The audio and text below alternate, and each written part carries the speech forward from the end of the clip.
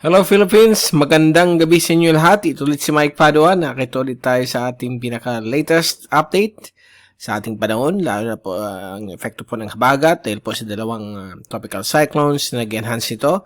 At ito po ang ating Tagalog version para sa araw na ito ng Biyernes hanggang Monday. So hanggang Monday na po ito, July 29 to August 1, 2022.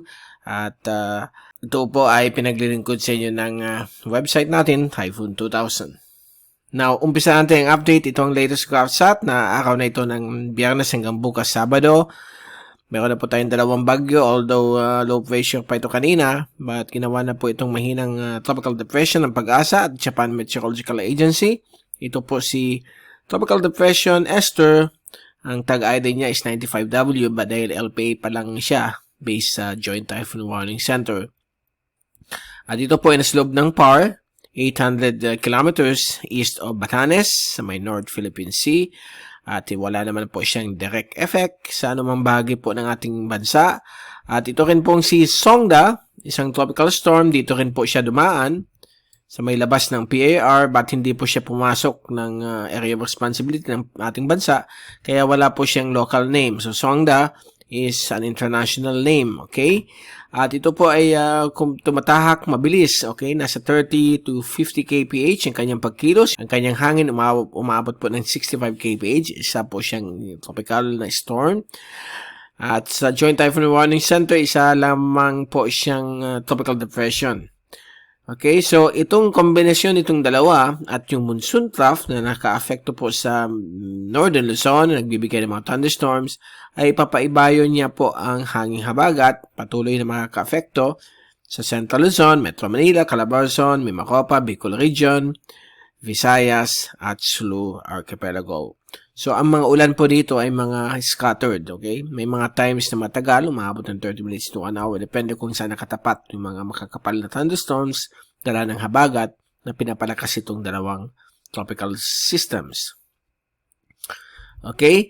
At ang Mindanao naman po, okay naman po ang panahon, subalit sa hapon ng gabi, may mga inaasahan po tayong mga localized thunderstorms due to local convection of heating or heating up ng landmass ng Mindanao.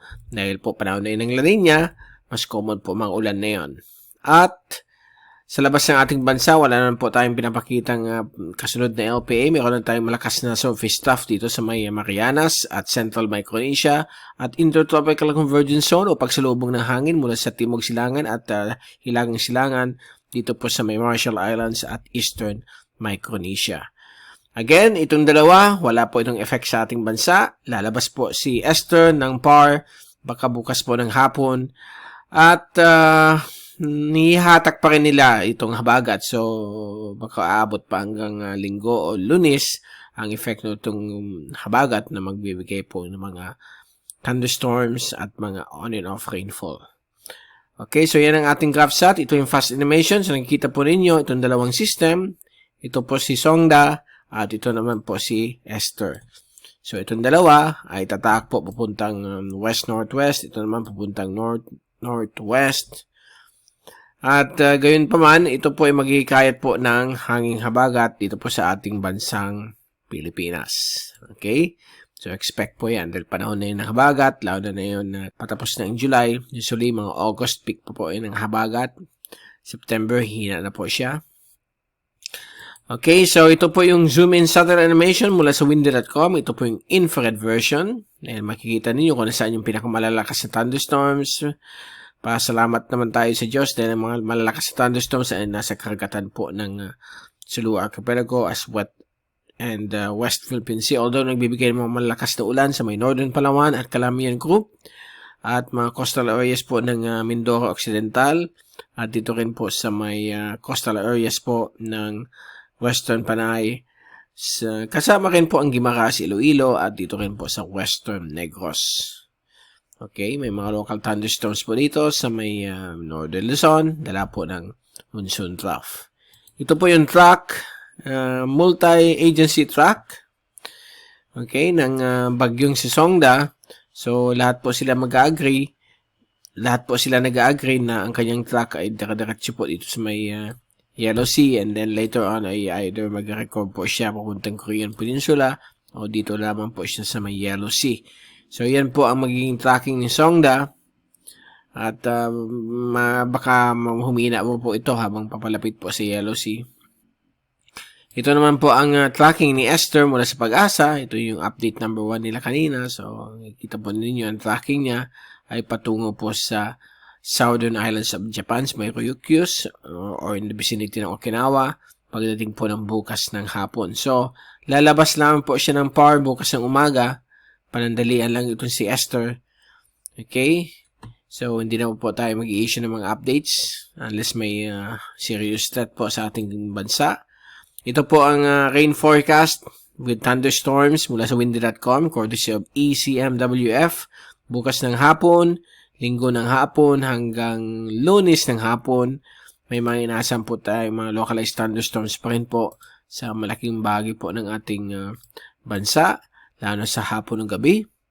And sa rainfall accumulation forecast for the next 3 days ay nakatutok po ang mga ulan dito po sa may western sections po ng Bicol region, sa may Ticao at Borias Island, Masbate, Romblon, Marinduque, Mimaropa at Western Visayas. Gayon din po ang Metro Manila at Central Luzon, may mga inaasahan po mga thunderstorms. At bago tayong paalam, ito yung wind forecast mula sa European model or sa windy.com. So, bukas po ng hapon, Sabado, nakalabas na po ng area of responsibility. Itong si Esther, dadaan po malapit o over Okinawa. Tapos po, ang epekto po ng habagat, patuloy pa rin po sa bansang Pilipinas. At sa darating pong linggo, unti-unti na pong hina ang habagat, although nandyan pa rin po ang pag-pull nito dahil sa pag-depart nitong si bagyong Songda at si bagyong Esther, na kung saan ay mukhang hindi na po siya lalakas na. Okay? At sa Lunes ng hapon, unti-unti na pong bubuti ang panahon at yung kanyang hangin ay mahina na mula sa timog kanluran sa malaking bahagi po ng ating bansa. Okay, so yan po. Diyan muna natin tinatapos ang ating update na yung Biyernes at babalik ulit tayo sa Lunes upang bigay sa inyo pinakalalito sa ating panahon. Again, maraming salamat po sa pagpanood ninyo. Have a great weekend. Stay safe always. And see you guys again on Monday.